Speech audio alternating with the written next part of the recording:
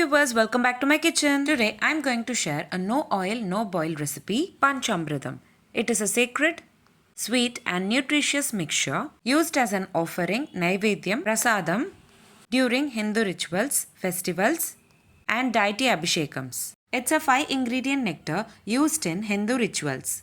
As a prasadam, it's traditionally made with cow products and symbolizes purity, strength and devotion. To prepare this recipe, first take a bowl.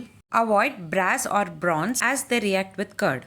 Today I have taken one big sized red banana, mashed it well and added 10 ml of milk, 1 spoon of curd, 1 spoon of honey, half a spoon of ghee. After adding all these ingredients, give a nice mix until all ingredients combine well. You can garnish this recipe with nuts of your choice.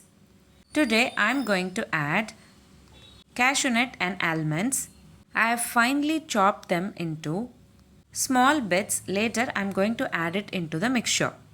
As it is made up of dairy product and fruit, consume it immediately after preparing. That's it, very delicious no oil, no boil prasadam recipe Panchamridam is ready to serve.